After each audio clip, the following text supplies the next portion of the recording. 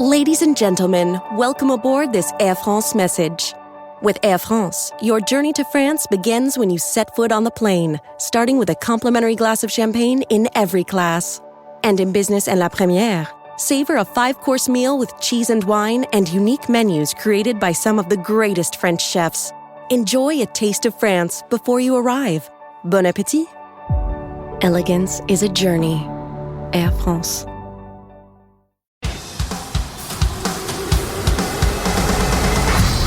Brews and Banter. Hey, Frank. Hey, Ron. I was smelling this when you did What are you that. smelling? My beer. Your nose is always in something. Well, this time it just happens to be a beer. So let's welcome Lindsay. Welcome, Lindsay. Thank you. So yeah, why don't you introduce yourself and your company? So I'm Lindsay Mastro, CEO and founder of Conscious HR. We are a small boutique HR fractional agency right out of here in Syracuse, New York, but we serve everywhere in New York. We focus on upstate, but we serve throughout the U.S. also. Mm-hmm. We help teams and businesses grow, whether you're at your first hire or your 50th hire. So we kind of really focus on the small business arena. That's where kind of I found my passion for business was in small business. I've worked, in the corporate landscape, and I've worked for small businesses and really saw the gap as far as HR service is concerned, and just doubled down on helping small business, because at the end of the day, small business are owned by individual people from the community. Mm-hmm. We're all just humans and people, and the advice that's out there generally for, human resources as a whole usually is not very applicable for small business. So I'm just kind of a realistic person, and I lead everything with consciousness. I'm very into the energy of things, and I'm a medium. So a lot of what I do is spiritual on the more personal side, and I actually do spiritual services as well. And since I formed Conscious HR, we've just leaned into providing that service from the conscious lens. Mm-hmm. So just on a side, spiritually, I wanted to see if you hit record on these cameras. Everything's recording. Okay, because I didn't see it, so I didn't know.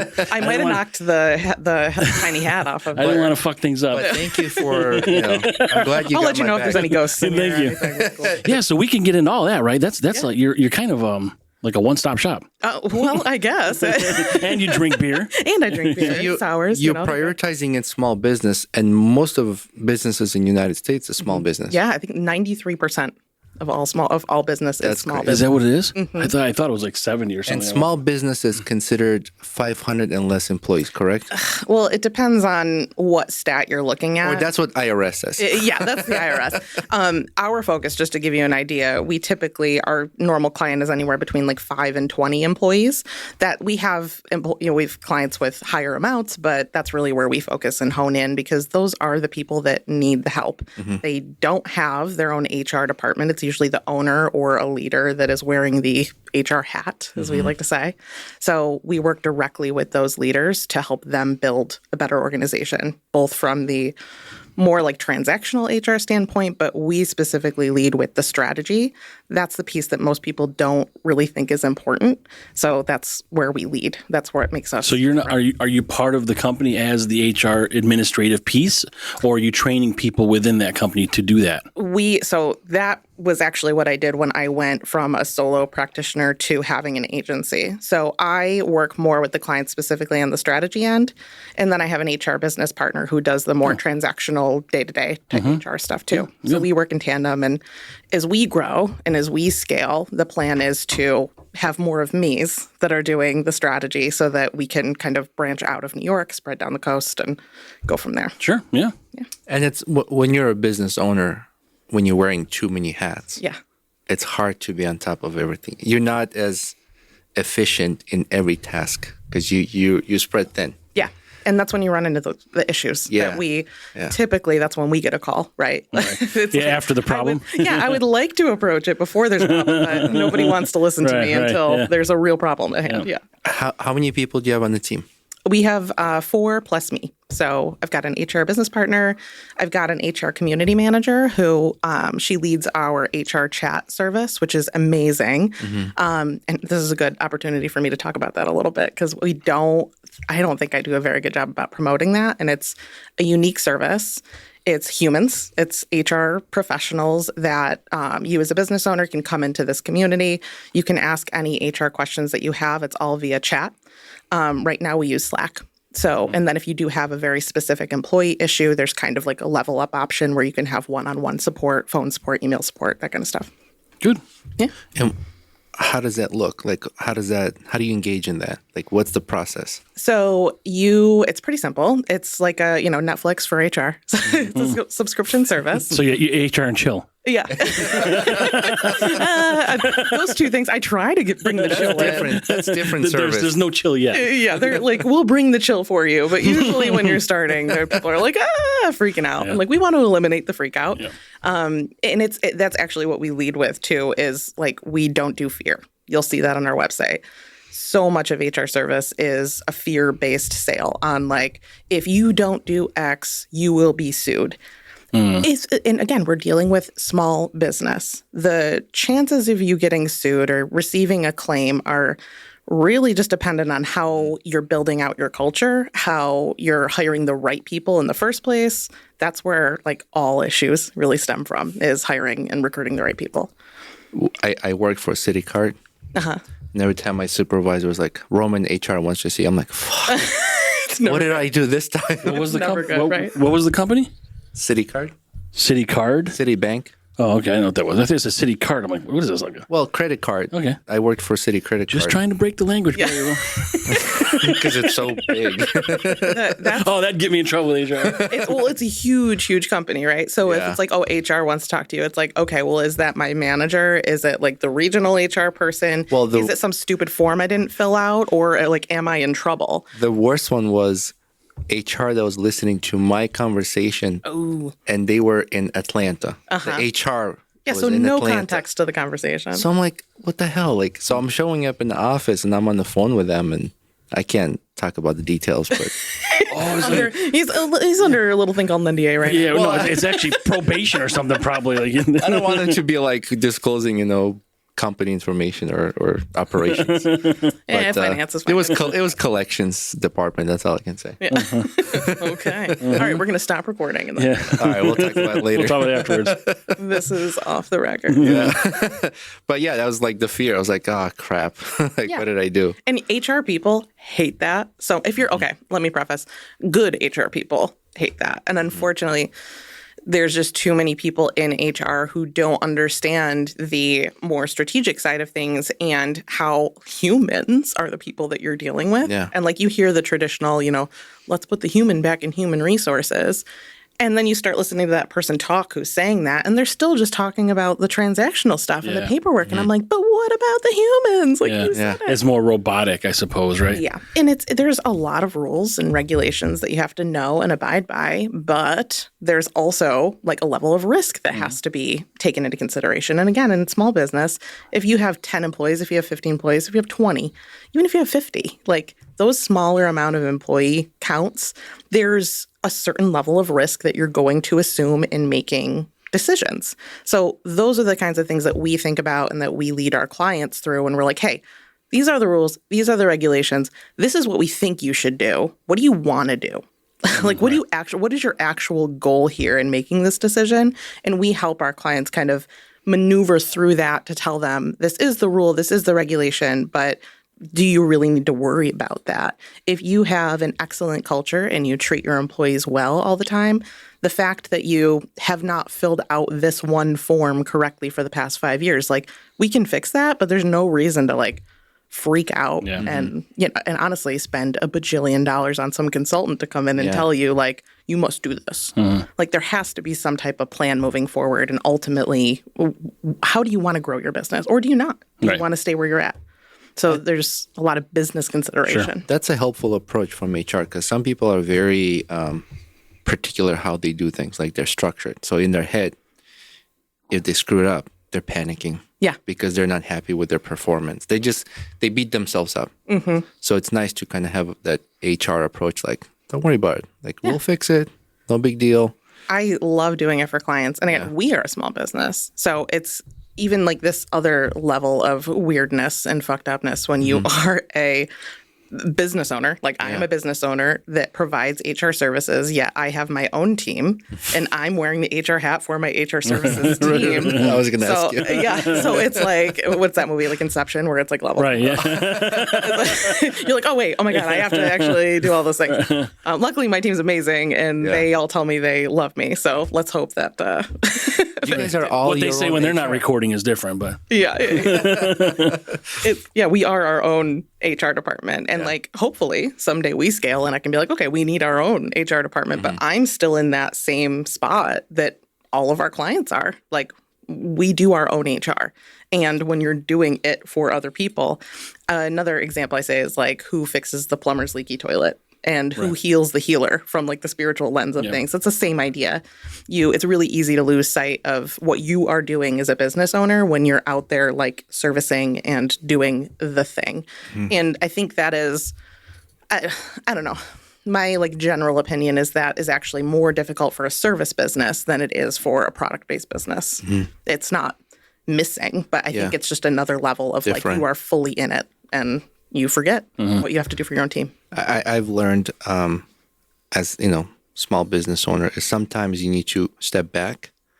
So I had a hard time delegating work and stepping away and trusting that the employee will take care of what needs to be done. And I had to accept it that it will not be done at my level or how I want or how I would have done it. And it's okay for them to make that mistake, not necessarily a mistake, but not complete it to my expectation or my level, and then just educate them why you want it a certain way. Yeah, like you have to be prepared that mistakes will happen. And this is where that like hiring and recruiting conversation comes in.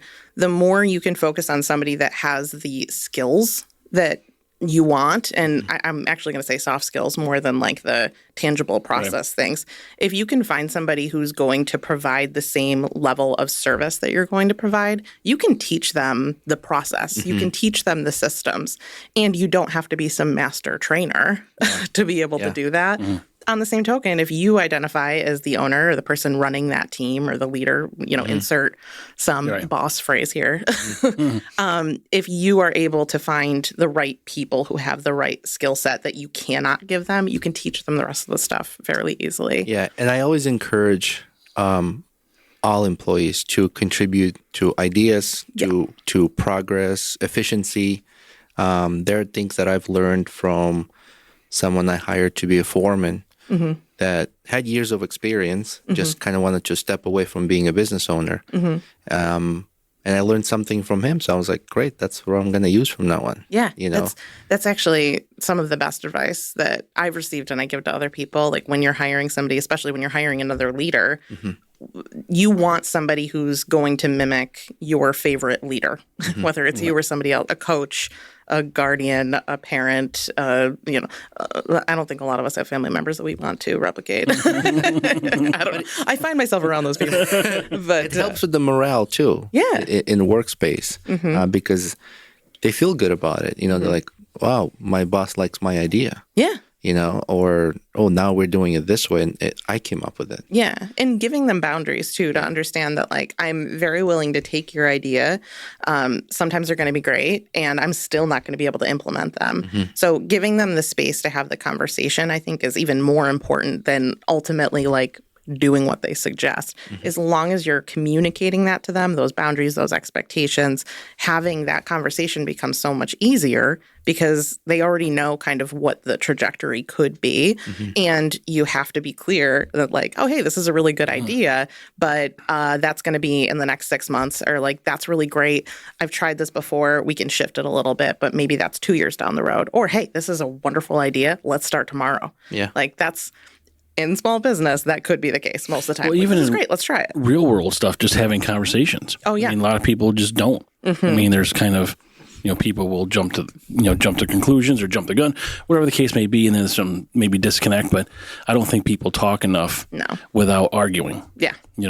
And that's an issue. Even like just the process of meeting you guys and coming out, it's like really refreshing. We're besties now. Yeah, BFFs. And you gave me beer. Like, oh, I'm gonna hit your mic though. There we go. It's really refreshing when I come across those like-minded people that just like to meet people and talk to people and not really have an agenda. Like, if you're running a business, you're a salesperson. That's just what you do. Yeah. But you were like, hey, what do you got? I'm like, I don't know. Like, I just want to chat with you guys and like talk about what we got going on. Yeah. Like, and that's just what we do. I mean, but and we talked a little bit beforehand. It's just, it's more organic that way. Yeah. And there's nothing that you kind of have to sort of, structure in order to get to a point. Yeah. It'll just come up. We have so many random, at its best. we have so many random guests, and it could be, talking to somebody about ethanol poisoning and how bad our country is with it, and then go to movies and lawyers, managers. And, we can talk about movies. Music band managers. Yeah. We had a guy who was salesperson for like trucking business. Like it's just all kinds of stuff. Well, you have to learn so much just talking to everybody like that. But we also enjoy inviting local people. Yeah. So we joined our Chamber of Commerce here, and we wanted to kind of be part of the community. Is that how you found That's how I found you guys. Yeah. And I think being part of the community is give it back to community, right? Like totally. Yeah. Talking to everybody, meeting each other, and contributing, helping each other out. And it's like our first steps when we relocated to this spot is to do. Yeah. Like HR skills, right?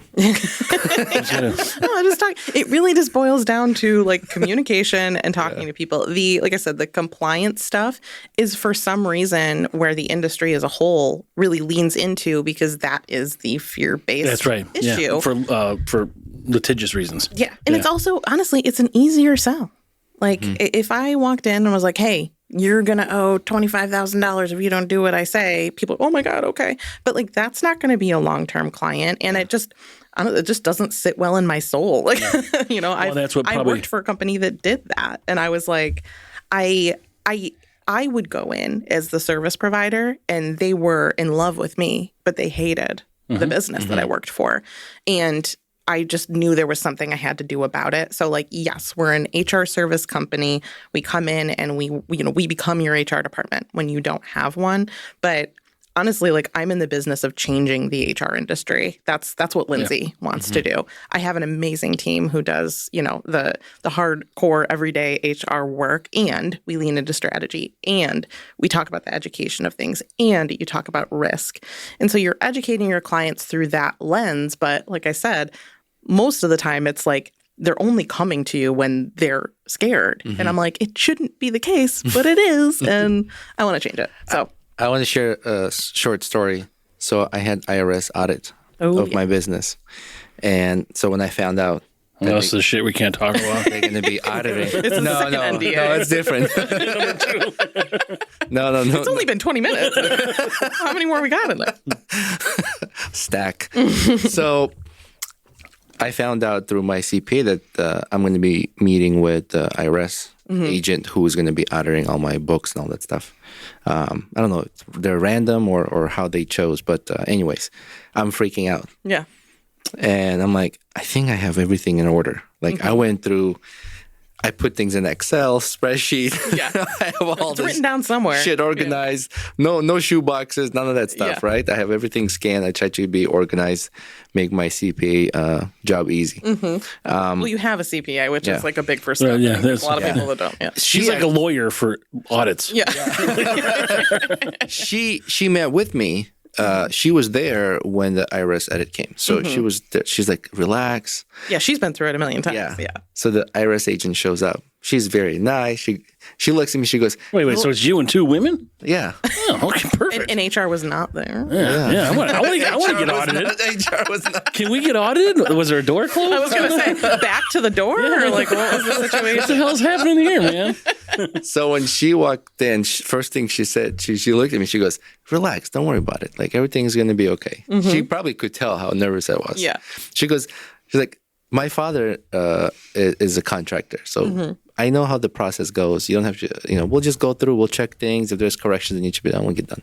You're not in trouble. Yeah. Yeah. So her approach was really nice. Like she automatically knew that I'm probably freaking out. Yeah. Well, she met you from the empathetic lens. Yeah. And having experience in the industry is just, it's not even helpful. She probably really knows nothing other than just how you're feeling and how this might look moving forward. But it's not like you have to be like a contracting expert to deal with an IRS audit. Yeah. So she calmed me down and we went through the books and she's, they made the corrections and that was it. Yeah. And then she left and then I was looking at my CPA. I'm like, that's it? She's like, yeah. I'm like, whew. How long was it? I don't know, 30 minutes, 45 minutes. A quick one. This is ultimately your CPA's fault for making these mistakes? No. I would blame it. Well, I don't think there were mistakes. It was probably just like the DOL, for example. They'll just send out like random letters that just ask you to confirm a few things. And I have helped clients through just filling out that form because depending on how you're filling it out, it doesn't mean you're doing anything wrong, but they'll look for certain like keywords or how you're answering things that will then trigger the next step. So if you just get that first letter, whether, I call them the alphabet agencies, there's DOL or DOT or IRS, whoever it is, EEOC, those are bad ones, but that means somebody went and did something. That's his next off-camera topic. Then the DEC came in. Yeah, like they really are just doing a general sweeping audit. There was probably 70 other contractors in the area who got that same letter, and you just got the next step. They come in, they do the thing, and those auditors. I mean, unless you just get somebody who's like fuck yeah, I'm gonna mess up this guy's day. Like that's just not. That's a power trip. And there people are out there, but 99% of any auditor you're dealing with, and I say this about business owners too, the quote bad business owners, it's 1% of that. And those are the stories that you hear. Yeah. Unfortunately, squeaky wheel syndrome, but most people are just trying to do the right thing. And you don't know all the rules. You're like, I have my CPA. They're dealing with the stuff I don't know. Or I have my HR people. They're dealing with the stuff that I don't know. Hopefully, they're also informing you along the way. But it's super scary when you sit and you're like, oh my God, what does this mean? What did I do? It's like, when there's a cop driving behind you, they're not pulling you over. And I'm like, do I have a dead body in my trunk? but they are running your plate. They're running your plate. Sitting there with the gun. It's it's scary. My case was workers' comp payments and when they were charging me and I didn't have employees. Yeah, so workers' comp is what triggered, I think, a red flag. I have a good story about a roofer. Let's get into it. Yeah. I mean, it's good to me. I don't know. I had a roofer and contractors. So my territory when I was with my previous company, it was all North Country. So I live in Syracuse, but the majority of my clients started in Watertown and went all the way up to Malone. So I had a ton of blue collar workers. Malone's way the fuck away. Oh yeah. It's a long drive. I mean, I liked it though because I'm weird. I'd just be I'd be 4 hours on the road, meet with a client for an hour, and drive 4 hours back. I'm like, this is the best of my life. A lot of Brews and Banter episodes on there. Yeah. You can go back. A lot of thought processing. Yeah. Oh, well, it's actually side story. I found out that I felt my best in life at that point. I realized I was actually meditating for those hours. I didn't know that then, but I was like, man, I feel you just snap out of it. You're like, where am I? Yeah. No, I felt great. And I was literally just meditating as I was driving for hours. But anyway, so I had many roofers. One of them came to me after they had an intense audit, and this was an OSHA audit, which was shit, that's what OSHA is. Yeah, the percentage of gung-ho auditors in OSHA might be a little bit higher than what that's a tough one. But the reason they got in trouble is because on their Facebook, they were promoting all of the work they did and showing all the roofs that they worked on and the gutter work and oh my gosh, look how great we are. And in many of these pictures, they showed 6 of their dudes up on the roofs yeah. And guess what? They were not strapped. They were harnesses. Not strapped. They had no harnesses. And they're coming to be I don't even know why they found us. I'm like, you need to take down your Facebook immediately. Oh, well, that's how people know. I'm like, nope, that's how you get in trouble. I'm like, how many people are coming to you because they found you on Facebook? First, that was a question from a marketing standpoint that they didn't even understand. I'm like, no one's coming to you because of your Facebook. They're coming through referrals. And if 100%. You're doing a good job, hey, if you're not going to follow the rules, again, this is one of those examples of the risk evaluation. If you're not going to follow the rules, business owner, that's your prerogative. I'm just going to tell you right now, this is extremely high risk. You know it is, because now you have a huge, huge fine from OSHA sitting here that might shut down your business, all because you just wanted to be cool on Facebook. Yeah. Like, no, take it down immediately. And they did. And HR, I say all the time, is so much more marketing and PR than it is anything else internal. Like, if you start on the outside with things, and again, most HR providers, service providers or consultants, they don't necessarily know about the marketing stuff or the business accounting or the business acumen. They have it, but they don't look at it through the lens of that one employer. And that's when they get in trouble. And then it's like, hey, I can come fix this for you, and I can pull this documentation together and help you through this form or through this process. But is it really going to help you in the long term if you don't understand what you did in the first place? And he really was just like, oh, I didn't even think about it. Like, we were done with the work. He's like, we just went back up there and took a picture. Yeah. I'm like, well, okay, but you're still up there. Like, Right. OSHA doesn't care whether you're on or off the clock. You know, They'll also look at the ladders. Like, if there's a ladder in the picture, and they'll see how many runs past the edge of the roof. There has to be like 2 feet or whatever. So all those things they look at. And they love it. I lived in Boston. That's right. I lived in Boston, and they would, if they saw contractors chain linking like the extension cords. I don't know if you've seen it. Yeah. When they wrap it, wrap it up. Like my husband does. Oh. He's not a contractor. Yeah. They would come through the job site and just cut all the extension cords. Yeah. Really? Yeah, they'll just cut them up and fine you. And yeah. They're like, see you later. Yeah. So you talk about people on the power trip. Yeah. They're like, fuck your extension cord. That'll be $10,000 and the cost of 2 new cords. Yeah. Good thing they don't kick the ladder out and leave you on the roof. Yeah. It's contracting is its own bear. Like there's again, you're dealing with OSHA, you're dealing with a lot more things, and you're dealing just with the people you bring in. There was this huge push to do drug testing for all of our clients. And I'm like, I have roofers and contractors and landscapers and plow guys. Like, if we do across the board drug tests, like, they're not going to have any people. Like, this is pre-marijuana days, cannabis days. But I was like, that's just not realistic. Yeah. Like, that's not what we're dealing with. You have to know what your business is. I actually stopped doing roofs because of the cost of insurance. I'm like, the workers' comp's out of control. Yeah. Not only workers' comp, but like the insurance on top of that, because you're doing roofs. Yeah. So you're going up 2 stories. Even if you're just your liability. Yeah. Like all that goes up. So I stopped, but I see so many roofers. I drive around a lot. I'm in real estate as well. And I'm always on the road. Oh, you gotta go work for OSHA now. No, he can't. He's got a restraining order or something with them too. Yeah, I can't talk about it. I actually haven't even said the word yet. So your business, you help small businesses start off. Are you part of a long-term plan with them where you stay on? We have clients who do stay on with us for a long time. We have a couple different models because people are at all different circumstances. We've got Eyes Open. That's that chat where it's kind of like, I don't have a lot going on, but I do have questions once in a while, and I want to know that somebody, a human, is there to answer these questions. And we have a short but pretty easy onboarding process with that so that we know what your business is. We know how many employees you have. We know who your leaders are. We know the general stuff so that we can guide you appropriately, but do it quickly. So that's kind of like the easy, HR button. And then we have our full retainer clients. We call that our peopling partnership. So that is truly like we come in and we solve any of the immediate issues, if there are any. Usually there are. And then we put together an entire HR action plan that spans about 12 months. So we're always identifying what's going to actually help you moving down the line according to your mission, your vision, your goals, and making sure that your team and your staff is aligned with those. That's another huge issue. Most people don't know what it takes to actually be able to provide what they're trying to do. So those are the clients that stay on with us for a long time. Some of them will come on, 4 months later, they're like, yeah, no, I think I'm good. And then they bounce. And then a year later, something happens because they didn't follow through. And they're like, uh-oh.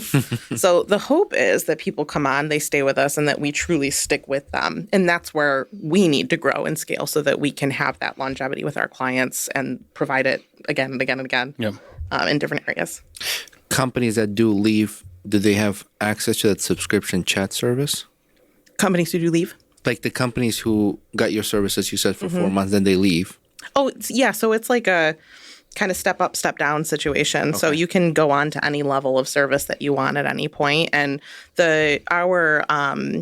our retainer clients, those longer term, it's on usually a 6-month contract. Mm-hmm. Beyond that, we'll move to a month to month. Because honestly, if you have the plan and you stick to the plan, there's at that point, after about 6 months where we're like hard in the business and doing the thing in a small business, often it does become that like, I only have a question when I have a question, and I don't need you embedded in my business every single day. Mm-hmm. So there's kind of like a natural trail off where it's like, we become the HR insurance. Where you're on call or something. Yeah, right. We do not do individual consultations, and we do that very specifically. If you're doing, like, if I don't know who you are and you call me and you say, I have to terminate somebody, what do I do? Right.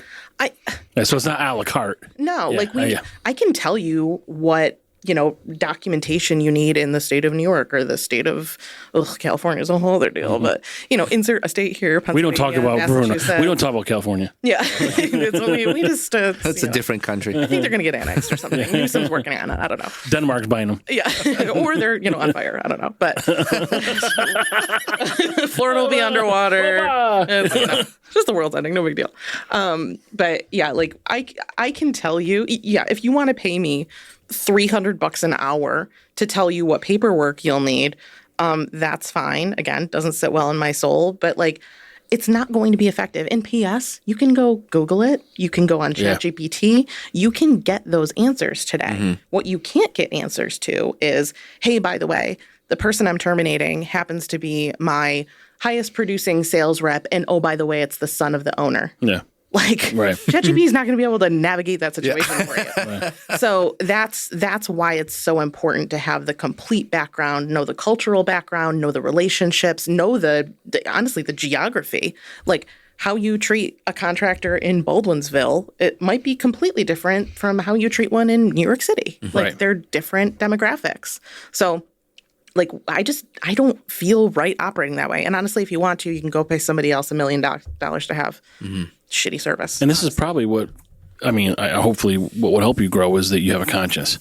You care. Like, you care. You're not just taking money because someone wants to give it to you. Yeah. I've turned down clients for that reason. Like, but you don't see, where do you see that? Who does that? And I have plenty of referrals that are great, HR compliance practitioners. It's just not what we do. Mm-hmm. And I believe, maybe foolishly, that that is where the difference is going to be made. Because again, I'm in the business of changing the industry and changing small business. That comes through the lens of HR services, but you can go to, name any other consultant here to get those quick answers. And honestly, like, Google it. You'll be able to get the compliance answer you want. Sure. But they still have to do work and modify to their... Well, that's the thing is they don't want to do the work. They don't want to do the work. Yeah, that's the big part. So how does it work? I mean, we're talking about all this, and now I know you have a spiritual aspect, and there's some history you have as, because you are human. A ghost whisperer. Yeah. Well, whatever you want to call it, a beer drinker without the beer, but you're having the sort of things that you might see when you're drinking a lot of beer. Yeah. Kind of things. So when you're younger, so how does that pertain to this business? Is it the same, or is it a separate business from what you're? So I turned off like my reading link just recently because I'm just so busy doing this, and this is more of like a large vision. I'll tell you, I was telling someone at work today that we were doing this, and I'm pretty certain she got a girl boner because she went. She's in the hallway. No. She wants. She's like, ooh, and she's doing one of these like Montgomery Burns things from Simpsons, and she wants to get a reading, and then she contacted someone else. I'm like, I don't really know what's going on here, but like, tell her to reach out to me. Well, if that link is off, she cannot. I'll just tell her like email me or something. Okay, yeah, I'll get her in. But so it's the same and it's separate. So I'll give you kind of my like mediumship psychic spiel, so you understand kind of the muscles that work. We like muscles. Yeah. Really gaining them up here with the beer. Right. Well, you can't do that when you say muscle. That's how oh, yikes. Whoops, wrong. I should have had it in my hand to do it. Oops. So there's like the psychic spectrum, and all psychic means is the ability to read or understand energy between at least two sources. So every single human is psychic. The question is, how much are you practicing? How much do you want to be? And then it is a spectrum of like, these are all of the individual gifts that you can have on this psychic spectrum. Mediumship is one of those gifts. And mediumship specifically is the ability to communicate with spirit, dead people. Okay. Even like communicating with guides or reading past lives or reading tarot. Those are all psychic kind of practices, but mediumship is very specific to dead people, like people who were once on this earth and they no longer are. So the mediumship thing is completely separate from what I do in Conscious HR. But the idea behind leading everything with energy and moving into things with intention and truly aligning yourself with like what your, not even goals, like what your soul tells you want to do, it really is so much more simple than we make it. It's like, what do you want to do? Answer the question here. And then we go, but I can't because X or I almost answered. I thought you were like asking. There was a pause. I'm like, I am a coach. Like, I do tend to have those conversations with people. But so like I said, I've known I was a medium since I've known that I could see dead people and talk to dead people since I was a baby, as long as I can remember. But I didn't even know like I was a medium until like my mid-20s. And it literally took another medium to sit me down and force me to read him. And I literally thought I was just making up a story. He was like forcing me. He was like, what do you see? I'm like, what do you mean, what do I see? Don't I have to like, I don't know, snap my fingers? What is the process here? There's a Ouija board or something? Yeah, no, oh God, I hate Ouija boards. That's a whole other thing. I don't need them. As a medium, I'm like, oh my God, it's so boring. Like, his name's Steve. It's 1984. Like, he died in a car accident. But it's, like, I don't need the board to tell me. But it like took somebody, it was the validation I needed to understand that what was going on in my head was not mine. I always just thought I had like a really good imagination. And I thought it was like weird and cool that I just knew things. Or I just thought I was like really good at stuff. And I'm like, oh, turns out that wasn't me. So the big thing for me in my spiritual development was understanding the difference of like, what is Lindsay and what is everybody else. And I grew up in a certain circumstance and have a certain level of trauma associated with understanding who Lindsay is. So really the first, like, and this is kind of the case with all spiritual development, it starts with who are you at your core? What are you meant to do here in this life plane while we're in, this meat suit, like stuck here? And meat suit. Yeah, I'm like, that's what we are. We are spiritual beings. Skin bag. Isn't that what like Lady Gaga awarded the Grammys or something? Yeah. Oh my God, you're totally right. Oh, Gaga, right? She wore the meat dress or something? Yeah. Oh my God, that was probably a statement that I never picked up. Like now that, oh my gosh. I'm kind of hungry, by the way. I've got a strip steak waiting at home. Put her under the heat lamp. Yeah. It's going to warm her up for a little bit. Now we're into cannibalism. I don't know how we took this far, but either or. It's gross. But yeah, so it's so much of your spiritual development is just figuring out like, what is it you want to do? And so it took a medium sitting down and forcing me. And what happened was I started describing this person. I literally thought I was making up a story. I'm like, this is the stupidest thing ever. I'm also very impatient. And I'm like, oh, come on, what are we doing here? I'm just making this up. He literally lifts up a picture and it was the guy I was describing. Turns out it was his dad. And I was like, literally, like my hand flew out of my mouth. I was just floored. Yeah. And it constantly, even still in readings, it's always the validation from other people, because if you're a good and decent human that's also a medium, really what you constantly need is the validation from people to be like, oh, I wasn't making that up. Most people get worried about mediums because they're like, oh, they're, swindlers and they're like, no, if you're talking to like a real medium, like, listen, we don't trust shows either. Like, I don't know, because I'm just a human. So, I opened up a wellness center a holistic wellness center in 2022, January 22. I left that business in July of last year because I saw that my work was expanding from the agency perspective, and that's just where my path was leading. I knew the entire time that I was practicing mediumship that I was never going to be the medium that sits down and does this all day, every day. It's like, I love it, and it does like power me up, but it was bigger than that for me. And it wasn't about the individual healing, like that is a thing and it's amazing. And you watch people truly transform just by being able to deliver these messages. And I want to reiterate too, like it's not the medium, like it's spirit. We're just able to have communicate that. it. Yeah, I am a radio. Have a conversation and it's a different sort of way to do it, I suppose, but it is a conversation. And there's training involved, and as far as like, managing your own energy and then having boundaries with other people's energy too. So it's a long track to really be able to do it in a well-meaning and impactful way. And at the same time, I'm like, this is not what I'm meant to do all the time. I'm meant to use my connection, my intuition, and better the world of people and communities.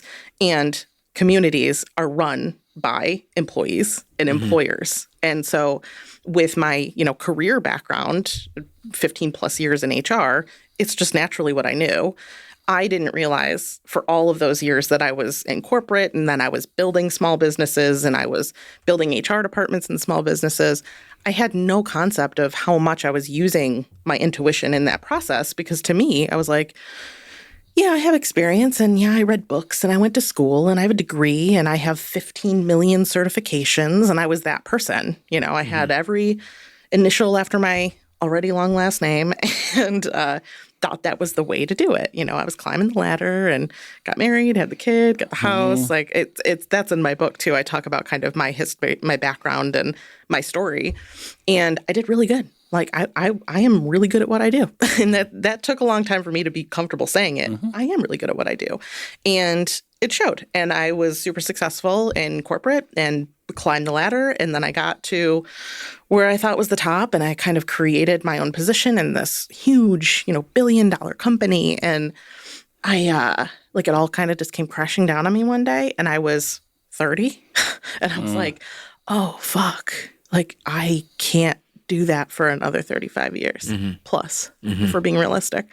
So it was that point where I kind of had this realization, like at the question I asked, like, who the hell am I? And like, what do I want to do? What am I good at? Also, what am I good at that I want to do?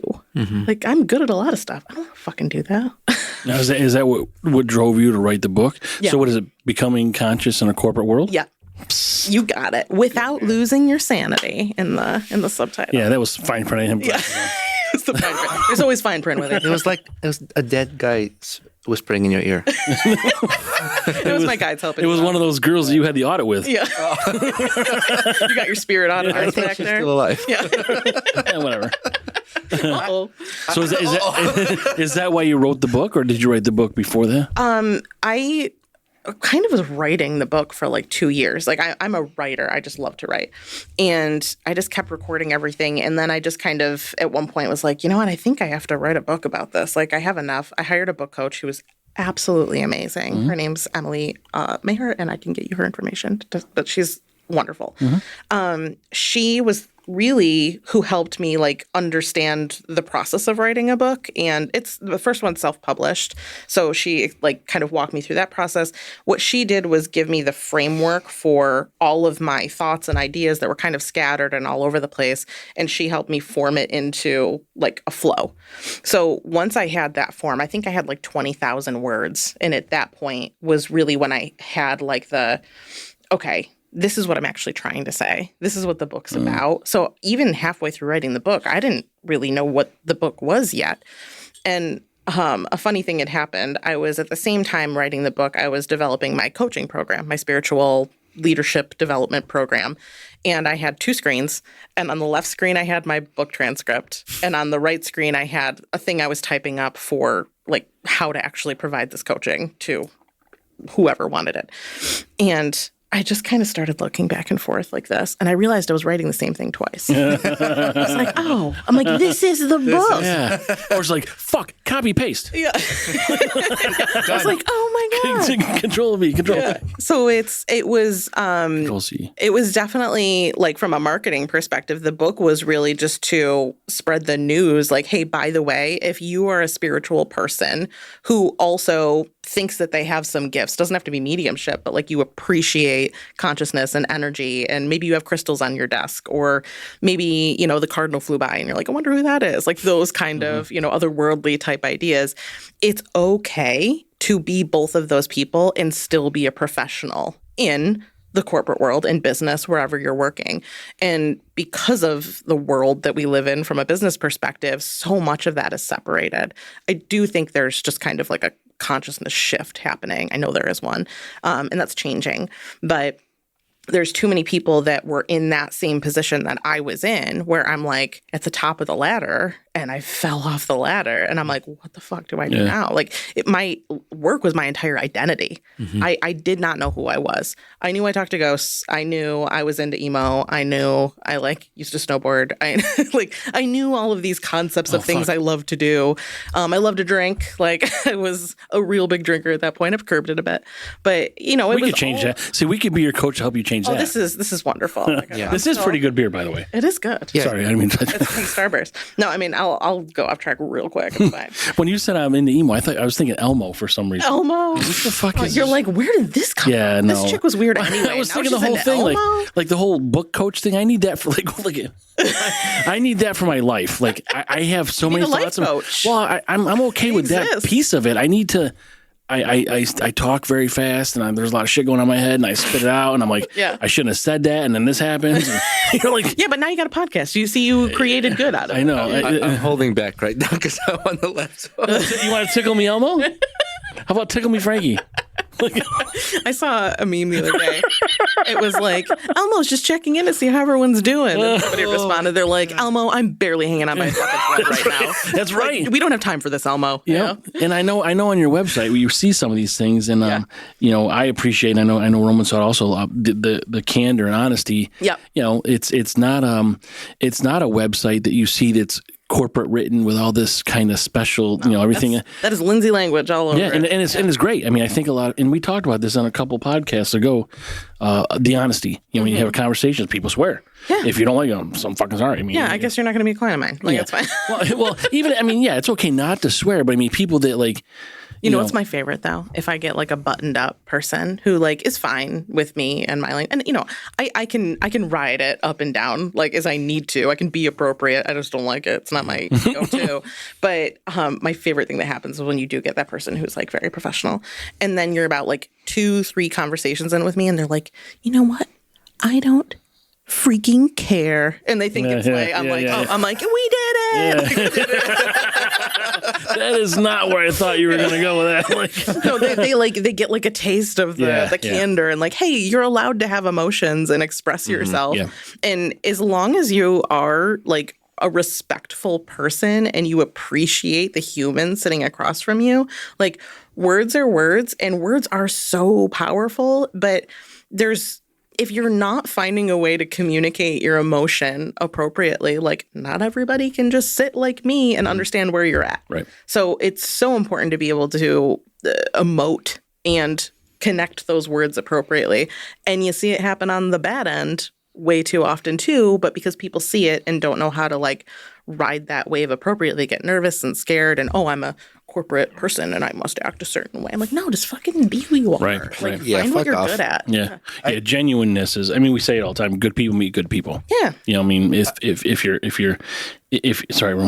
don't like someone, you're going to deal in a certain way, but then you're going to hopefully never have to deal with that person again because you don't like them. Yeah. You know, but it's a dance. I have one of my best friends. She tells me that I frizzle brain people, which is like one of my. I was going to say that. Yeah. Totally frizzle brain. And I was like, what does that even mean? She goes, you just have this way where like if it's not your person, like they just don't even come into your like circle. She's like, they might approach you and you do this wonderful thing of like making them go away in a way that makes them feel appreciated, but also like, all right, well, I'll see you later. So she loves hanging out with me because if somebody comes up to that, what we're just not into, I'm like, oh, it's wonderful. Okay, well, okay. You just totally frizzlebrain that fucker. Yeah, she does. Frizzlebrain.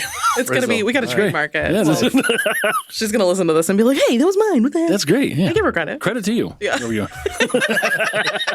We'll see if we can put that in the description. Yeah. Don't get frizzled. How Lindsay frizzlebrains. But I find that not everybody can process the same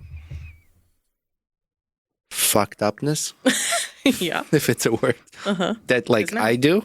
So for example, I come across certain videos on Instagram and I want to share with some friends. I'm like, all right, no, can't send it to that person. Yeah, you got to customize. Like I fucking blocked him. Yeah. Oh, you blocked me. Yeah, you sent me some weird shit, Ron. That's the NDA number 20. Yeah. I have like a small group. I'm like, I can send these guys the most fucked up thing. Yeah. And they will just laugh about it. You could probably send them to me. We're gonna start sending you too. Where like other people, I'm like, if I send it to you, they'll be like, you're sick in the head. Yeah. Yeah. And stop talking to me. It's not your people. I don't know who you are. Wrong number. Leave me alone. But it's funny. Like I could get the same meme or whatever, the reel, whatever it is, from two different people. And I could think it's the funniest thing in the world from one of them because I know their heart and I know who they are as a person. And if you're another person who's doing it like out of malice or, you know, like racial reason, I'm like, ugh, like, fuck off. Yeah. Like, why would you send that? It purely depends on like the person That's right. from to So me. sometimes what I like to do is I'll come across something really funny to me and fucked up. And I would send it to people that I know probably would not get it or would be like, what the fuck? You do a little test. You're doing some A/B testing. I would just do that to be like, to get that reaction. You know, or maybe like, hey, by the way, this is what I find funny. Yeah. And then show you a little bit of my personality. I've had some people from my martial arts school that would listen to the podcast, and this girl there, she's like, that's different you than you are in class. Well, like, yeah, there's like different levels. She's like, what the fuck? Like, I didn't expect that. Because like some things we talk about in the podcast and, you know, it gets Urban Dictionary and then I listened to some episodes. I was like, okay, I think I'll be all right. There's some survival sperm talk and stuff like that. I'll just frizzle brain them. No problem. No big deal. Is that what you're doing? Yeah. No, this is good. Yeah, that's deep thought process. And that's my problem. I don't have that. Yeah. I just do it. I'm like, oh, maybe I shouldn't have done that. But it's done. But that's who you are, right? Yeah. Like, just embrace it. Find it where it works. And it works in podcasting. Yeah. Honestly. But if you are not, like you said, if you are not malicious or, racist or anything like that, then it's really funny. Yeah. You know, I mean. I'm a huge stand-up comedy fan. Like, weird. Like, I'm into the history. Give me some of your favorites. I'm into, right now, well, I would say Nate Bargatze, but he's like top, so it's not even niche anymore. Tom Segura used to be my favorite, but I think he jumped the shark.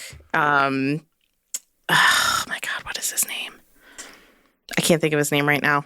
I just saw him when I was in Austin. I went to the Comedy Mothership, which was like huge off my bucket list. Yeah. I can't even remember where he's from. He's like a foreign guy. So you really like the non-well-known, like Dave Chappelle and stuff. Chappelle's like the best of. But you're talking about the people that are sort of not as well known. Yeah, I love watching those guys. And TikTok has been freaking great for bringing those guys out and gals.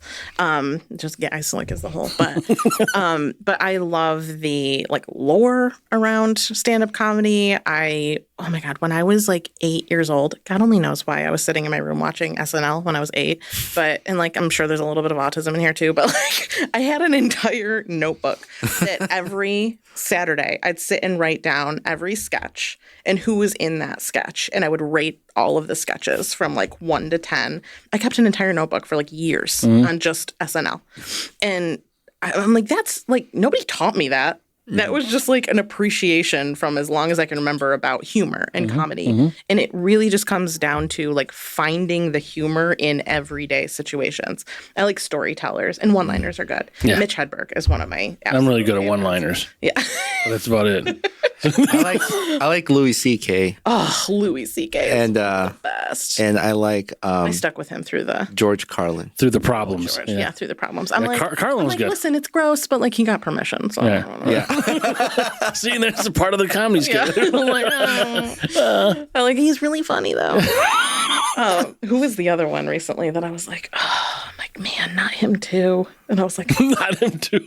No. It wasn't even comedy. It was Zach Bryan. I was a big Zach Bryan fan. And then the whole thing happened with Brianna Chicken Fry from Barstool. I don't know that. Zach Bryan, the guy from a country.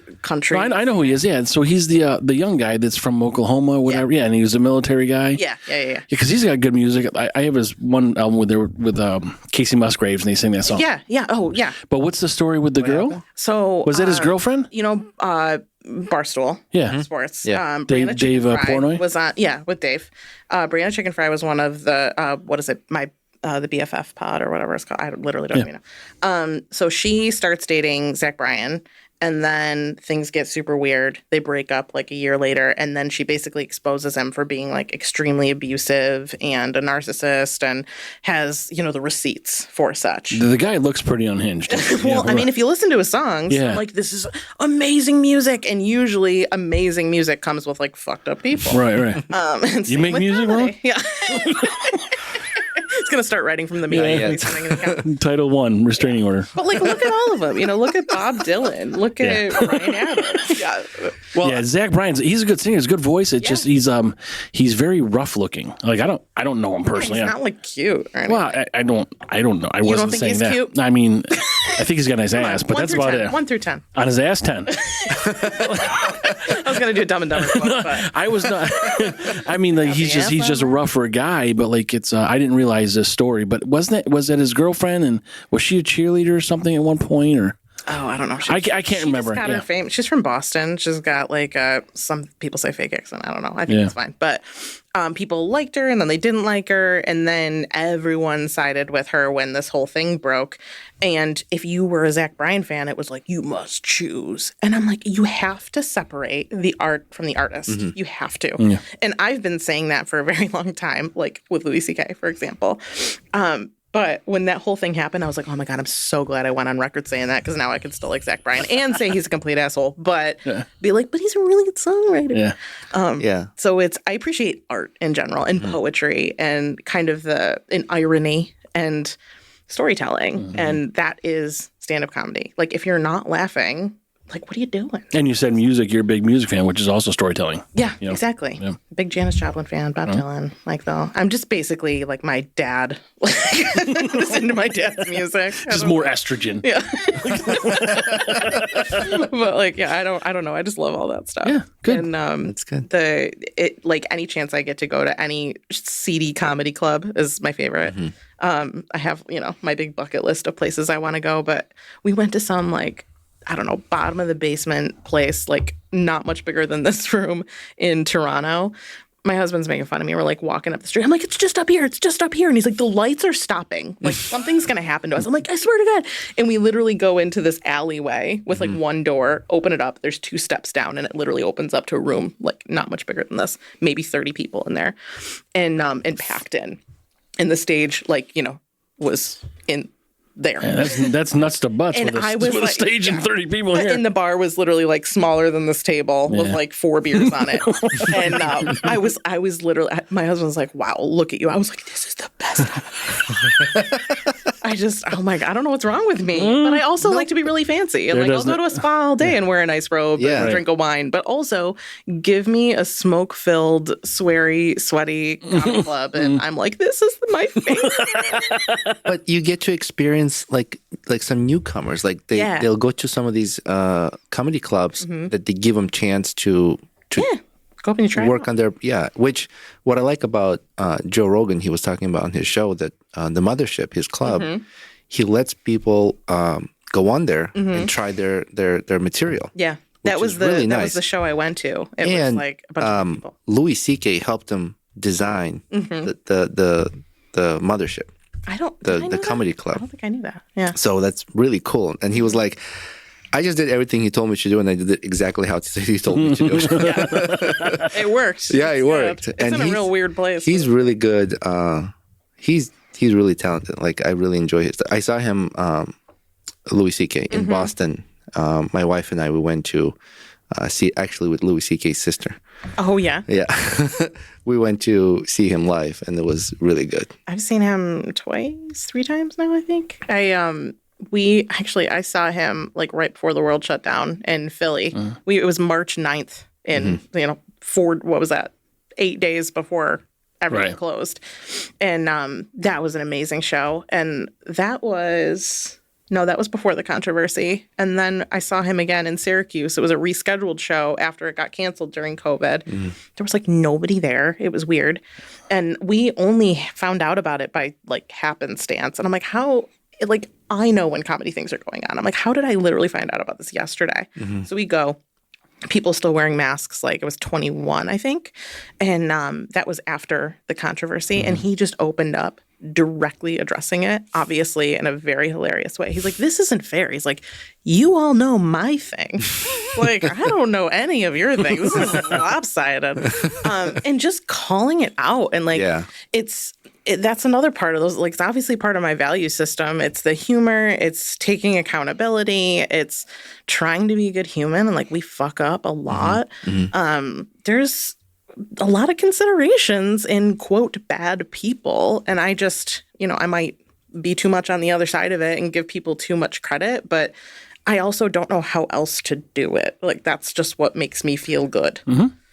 Comedians who talk about reality that most people hide from or don't express it, and they go on stage and they talk about it and they turn it into comedy, it's fucking hilarious. Yeah. And the reason everybody's laughing because we all think that same way. Oh, yeah. And you're just like, we don't have the stage, right? So, and that's why George Carlin was like, for me, it was like, this dude is just talking about the reality, like just about. And he was talking about today. Yeah. Like if you listen to stuff, you're like, oh my God, this guy is a psychic. Exactly. These other people exploit their vulnerabilities, but George Carlin was just like, his thoughts. Fuck it. I hope there's a lot of people agreeing with you, but if not, fuck it. I just watched that. It's Saturday night. I think it's just called Saturday Night. And it was a movie that was almost in real time of like the 24 hours before the very first airing of the very first episode of Saturday Night Live. George Carlin was the act in that first episode. Nice. I forget who played him, but it was a good movie. I liked it. It was cool. It was in real time. Yeah. And then they ended it right before the show actually started. I'm like, well, now I want to watch a show. You probably got it on your journal. Yeah. Do you still have that? Right, just go back and check it. Somewhere in the annals of my journals. Yeah, so, funny. Do you want to talk about your book, promote it? Sure. It's called Becoming Conscious in a Corporate World. And like I said, it's focused on finding out who you are as an individual with intuition, when you're living with intention, when you understand this thing of energy and you really don't know what to do with it. So part one is heal. That's like you have to know who you are first before you can apply anything else. The second part of the book is all about being able to take that energy and that understanding and kind of giving yourself a cycle and a structure of how to apply it in your life. And then the third part is cultivate, which is taking all of that and now applying it to your team or your business as a leader. So that's where that consciousness starts to really wrap into business and leadership. So the book I wrote it in a way because I do everything very practically because I want somebody to walk away and be able to do something with it. Being a coach, I don't love the coaching industry because it's so like, oh, here's a concept that you can think about and good luck and see you later. I'm like, no, like give people something to do. So the book is filled with funny stories, serious stories. Then it has like the actual application or the design or how to move through it. And then there's also like forms and templates you can download that actually allow you to do it yourself. So that is book one. And I'm actually in the process of writing book two right now. Oh, great. I don't even have a working title What's yet. her name? Emily? Is it Emily who's helping? Emily is my book coach. Yeah. She's helping you? I'll give you the... Is she like... I hired her again for the second one. I was like, it's time. Is she specifically in certain genres or she helps you with all kinds of... She helps with all kinds. Her focus is definitely in like the spiritual, intuitive realm, and her coaching actually works through your chakras. You have like 7 main energy centers in your spiritual body. So she helps you write the book through the lens of those different energy centers, which obviously, if you're a me, you're like really into it. And it's amazing. A me. If you're a me. And anybody who wants to read the book like has some level of that, you know. And so I would highly recommend going to her for any type of book that you might be writing. And I did. I'm now working with her for the second time. time. I was like, okay, I knew that one was brewing for a while. Again, didn't really know what it was going to be about, had a few ideas. And I'm like, it's time. Like, I got to start writing again. And she really just keeps me accountable, keeps me on track. Actually, she emailed me today and was like, hey, we have a meeting tomorrow. How's it going? I was like, oh, fuck. Oh, fuck. Should have brought her on. That was 3 weeks ago. Okay, let's call her up. I'll live stream that one tomorrow for you. That'll be me. They're like, I didn't do shit. Blame these guys. Assholes. Yeah. So you frizzle-brained us. Where can the book be purchased? Amazon. You can get it right on Amazon if you search Becoming Conscious or Lindsay Mastro. You can also go to my personal website, which is lindsaymastro.com. And then you can also find me and our HR services at conscioushr.co. And we do a lot of stuff on Instagram too, conscioushr.co and the Lindsay Mastro also on Instagram. And your office is out of Syracuse? Yep. And looking for a new one currently. Oh, really? Yeah. Looking for space? Yeah, some new space, expand a little bit. Good. I'm in a one room office right now, which I love. And I fucked up a little bit. It was supposed to be like temporary and I made it super cozy and now I like never want to leave. But I'm looking to hire, probably a couple more people by the end of the year and just having more of like a physical footprint, both here and in Watertown, actually. It's like our second home. Oh, okay. So I'm looking for a larger space in Syracuse and excited to get that going. Yeah. Yeah. Nice. Anything else you want to add before we wrap it up? I'll also add that we are rolling out Disrupt State, which is kind of a second organization that's more specifically focused on leadership development and helping people who are the HR hat wearer more from a development perspective. And we'll be hosting Disrupt HR here in Syracuse, probably in November. We don't have a final date yet. And in Watertown on September 25th.